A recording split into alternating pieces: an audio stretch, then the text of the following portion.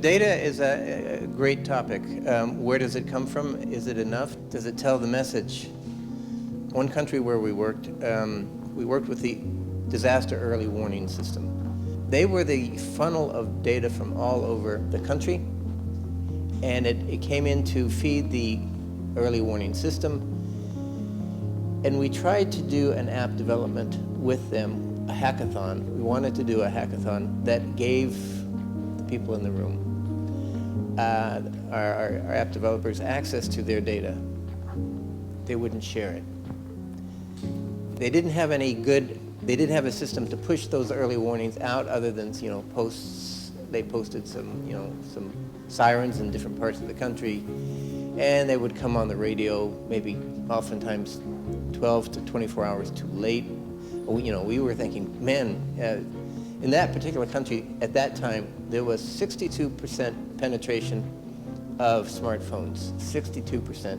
So you could do a lot pushing information out to apps, if you had the right apps. And you could tailor it to unique geographies. You could do all these kinds of things. And we couldn't get the government, that agency, to share their data.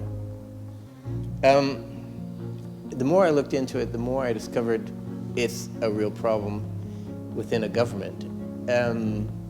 Many agencies, Ministry of Environment or the Ministry of Public Works, responsible for irrigation systems, they have all kinds of data that they use for what they try to accomplish.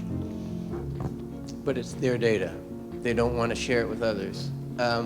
They somehow think that by sharing their data, they're giving away their purpose for being. And that's the problem. Another problem is a lot of times these data sets don't interact well because they're designed differently.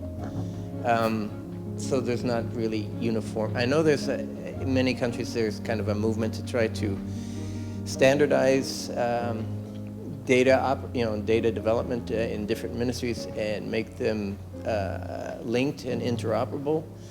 But it's a real problem in many countries. They don't think that way, and many countries still, the government agencies still treat it like a fiefdom. I mean, this is one of the. A minute ago, I talked about political economy analysis. Well, I think when it comes to data, I think there's a similar level of dynamic that needs to be understood. Figure out where those weak points are, because data is everything to an app developer. If you don't have good data, it's like, I'm sure you've heard, garbage in, garbage out. You don't have enough to work with.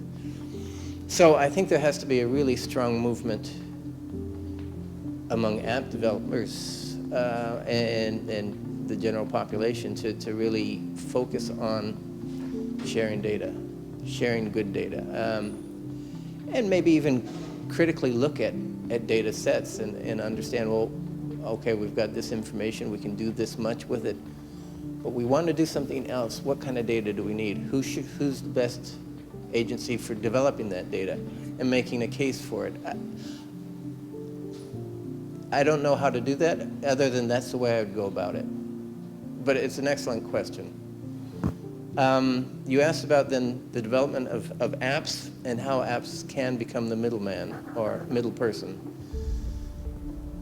I think ultimately, if it's more efficient, results in some kind of reduction in resource waste, energy waste, and resource efficiency, then it's got to be a good thing. If it puts somebody out of a job, it's time to retrain that person to a green job, something new jobs. And that's, I think, one of the things you look at when you look at green growth or the transition. And when people say, oh, but all these jobs in the coal industry, I mean, Trump, he said, oh, yes, we're going to save these coal jobs. It's like, no, man, we need to find ways to train these individuals into a new line of work. We should be part of that solution. Our workforce is going to, workforces have to evolve to keep up with the green economy. That's just a fact of life. If we don't, we fail.